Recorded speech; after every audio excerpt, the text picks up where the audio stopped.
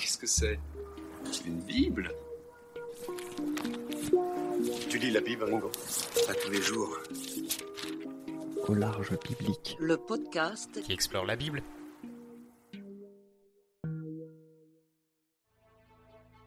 Le livre de l'Apocalypse de Jean fait probablement partie des livres de la Bible les plus connus et en même temps, il est sans doute le moins lu.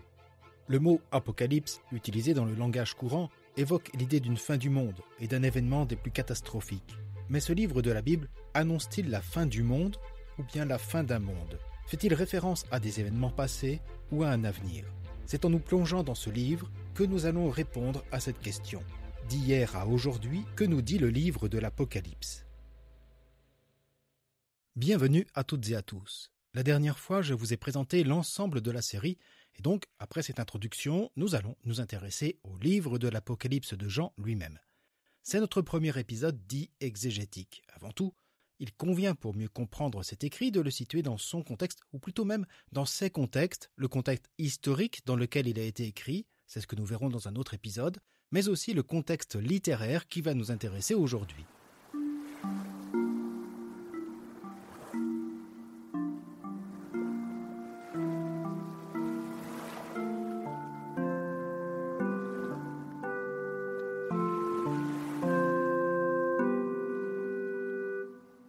Comme je l'avais déjà évoqué, le livre de l'Apocalypse appartient à un genre littéraire connu qu'on appelle la littérature apocalyptique. Dans la Bible, ce style est reconnaissable à sa forme.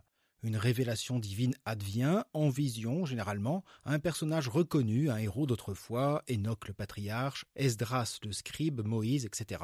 Ceux-ci ne sont pas les auteurs. Ces derniers, anonymes, ont mis leur ouvrage sous leur signature et leur ont donné le rôle de narrateur à qui Dieu se révèle lors d'une vision la plupart du temps.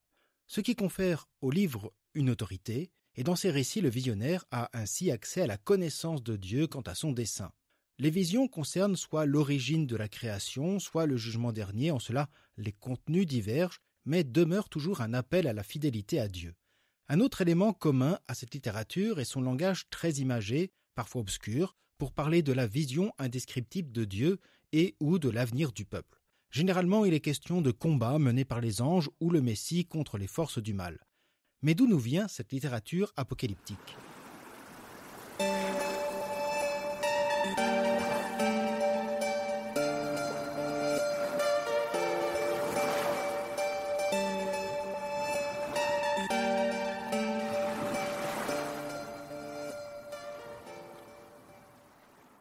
Traditionnellement, la recherche exégétique fait remonter le genre apocalyptique au livre du prophète Daniel, écrit vers l'année 164 avant Jésus-Christ. Le livre du prophète Daniel est un livre pseutépigraphe, c'est-à-dire qui n'a pas été écrit de la main du prophète Daniel. L'histoire se déroule durant l'exil à Babylone sous Nabuchodonosor, mais en réalité, la situation narrative n'est pas sans évoquer celle que vivent les premiers destinataires. La littérature apocalyptique va en effet se développer à cette même période, durant la période hellénistique et notamment lors de l'avènement des Séleucides qui, sous Antiochos III, vont prendre le pouvoir sur la Judée vers l'an 200 et également sur l'Égypte. Avec l'appui de certains grands prêtres, commence un mouvement d'acculturation et d'hellénisation du judaïsme, particulièrement sous son successeur Antiochos IV. Je fais bref, mais c'est à cette période qu'un mouvement de résistance armée apparaît sous la conduite d'une famille, les Maccabées, dont les livres éponymes raconteront les aventures. C'est à cette période aussi que va apparaître le style apocalyptique. Ce dernier prend également appui sur les textes prophétiques qui l'ont précédé, comme ceux d'Ézéchiel et sa vision du temple rebâti après l'exil, par exemple. On a également la trace dans le livre apocalyptique d'Enoch d'un passage qui fut écrit avant le livre de Daniel au IIIe siècle, peu avant ou au début de la conquête séleucide. Ce qui est intéressant de remarquer, c'est qu'à cette même époque aussi apparaît en Égypte une littérature de type apocalyptique avec son style propre et toujours dans un but de valoriser les racines égyptiennes face à la pression de l'hellénisation.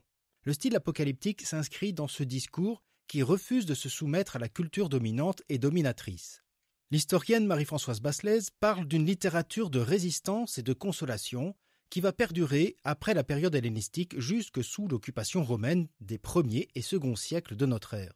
Le style apocalyptique souhaite ainsi affirmer une identité et une foi au Dieu d'Israël face à des épreuves et des oppressions politiques et ou religieuses. Son style particulier va en ce sens.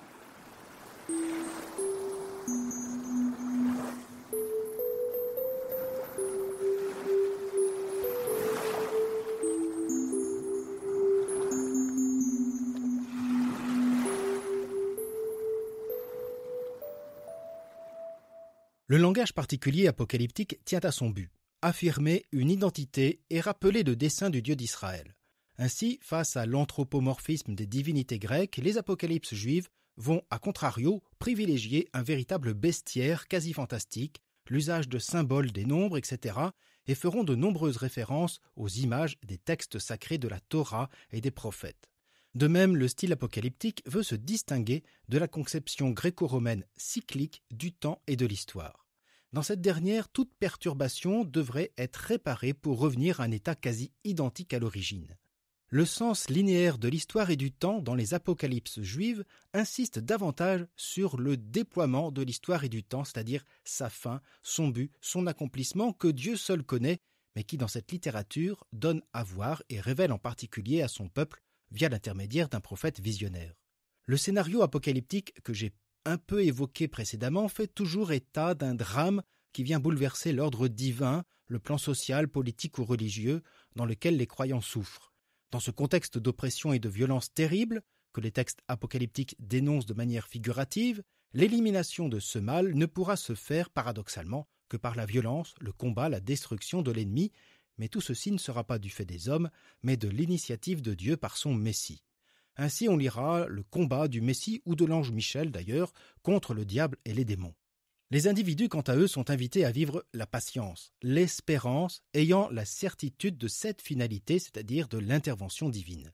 Celle-ci, victorieuse, ne se conclut pas par un retour à l'état initial, comme dans une conception cyclique de l'histoire, mais par une réelle nouveauté, notamment dans les relations au sein du peuple, entre le peuple et Dieu, qui vient parfois habiter au milieu de son peuple, ou bien par un temple nouveau ou une Jérusalem nouvelle. L'intervention divine manifeste l'accomplissement du dessein de Dieu qui a pour conséquence un réel renouvellement, parfois en lien avec la notion de jugement dernier. C'est un langage qui donne sens au présent et à l'avenir. Voilà en résumé ce qu'on peut dire des apocalypses juives qui vont évoluer d'ailleurs en fonction des circonstances.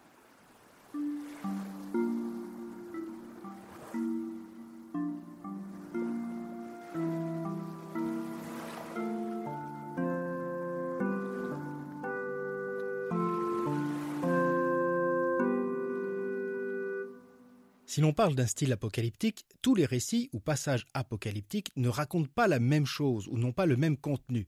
En fonction du contexte historique, en fonction de la pensée théologique de l'auteur, le contenu est assez divers. Parfois, tout part de l'origine du mal, qu'il provienne de la chute de certains anges, perturbant l'ordre divin de la création, ou de la responsabilité seule et du péché d'Adam. On peut citer ainsi quelques-uns de ses écrits. Le livre de Daniel, considéré comme le premier et écrit vers 164 avant Jésus-Christ. Le livre éthiopien d'Enoch, qui rassemble plusieurs traditions apocalyptiques, dont une encore plus ancienne que le livre de Daniel. Citons le livre des Jubilés, rédigé aux alentours de l'an 125 avant Jésus-Christ, l'Apocalypse syriaque de Baruch, rédigé vers la fin du 1er siècle, ou encore le 4e livre d'Esdras, composé au début du 2e siècle de notre ère. Certaines apocalypses juives feront aussi l'objet d'additions ou d'une révision par des auteurs chrétiens, par exemple l'Ascension d'Isaïe ou le Testament des 12 patriarches. Et il faudrait sans doute une autre série de ce podcast pour en parler. Mis à part le livre de Daniel, vous ne trouverez pas forcément tous ces livres dans vos Bibles, excepté le 4e livre d'Esdras qui figure dans la dernière édition de la traduction œcuménique de la Bible, la Tob. En effet, le livre d'Esdras fait partie des livres canoniques des églises orthodoxes slavonnes et de l'église d'Éthiopie. Celle-ci d'ailleurs intègre aussi dans son canon biblique l'Ascension d'Isaïe, le livre des Jubilés, le livre d'Enoch. Mais cela reste l'exception. De même que ces écrits ne figurent pas au canon de la Bible hébraïque.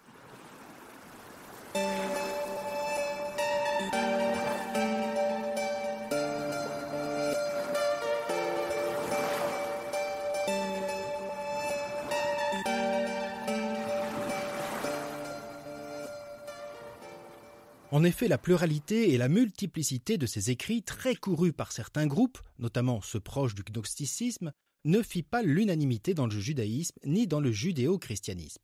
L'établissement des livres de la Bible hébraïque, traditionnellement établi à la fin du 1er siècle, rejeta ces livres du canon biblique. Et il en sera presque de même pour la partie chrétienne, du moins pour ces apocalypses juives, moins pour les apocalypses chrétiennes qu'on va retrouver dans le Nouveau Testament. Il faut quand même faire état de débats quant à la réception du livre de l'Apocalypse de Jean dans la Bible. Le canon de Muratori, datant de la fin du second siècle de notre ère, établit une liste de livres chrétiens reconnus par les églises. Il témoigne, je cite, que « Des apocalypses aussi nous recevons seulement celles de Jean et celles de Pierre que certains des nôtres ne veulent pas qu'on lise dans l'Église. » Le passage souligne ce désaccord au sein des communautés chrétiennes dont certains membres ne reconnaissent pas ce livre de l'Apocalypse de Jean, probablement en raison des risques d'une interprétation erronée de type gnostique ou millénariste qu'on retrouvera plus tard. Car les apocalypses demeurent des textes à succès, notamment dans le milieu populaire.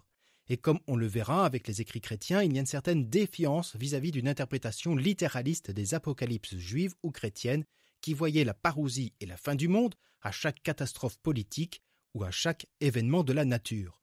Les évangiles et l'Apocalypse de Jean sont d'ailleurs plus prudents.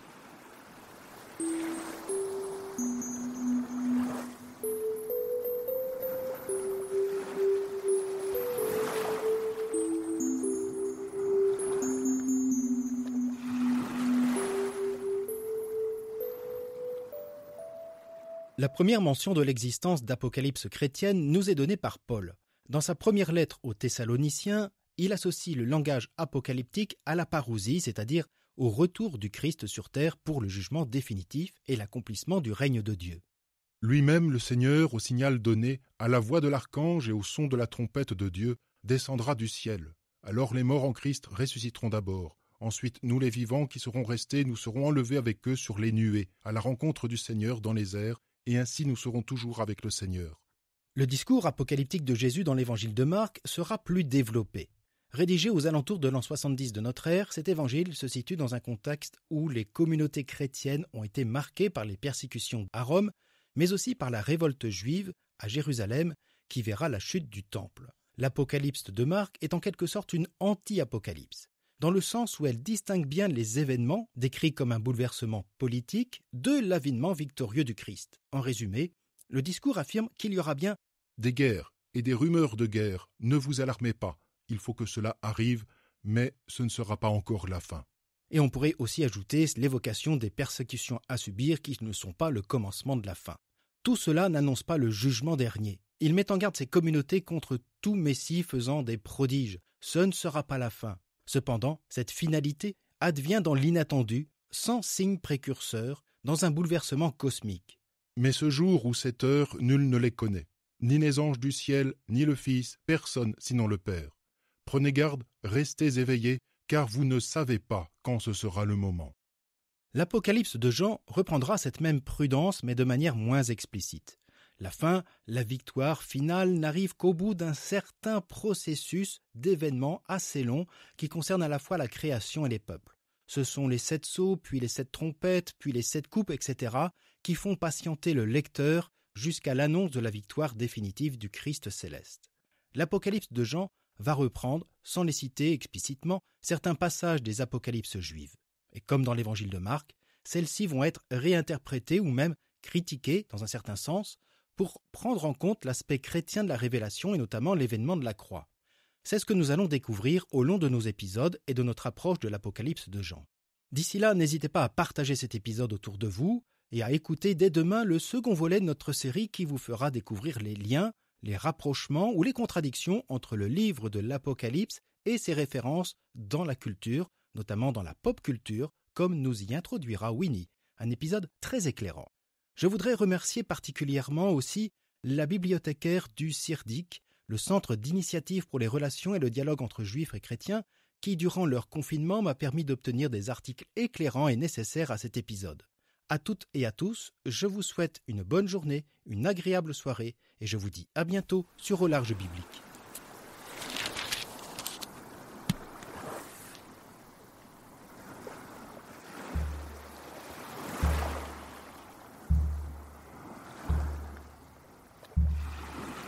Au Large Biblique est un podcast créé et animé par François Bessonnet, prêtre et bibliste.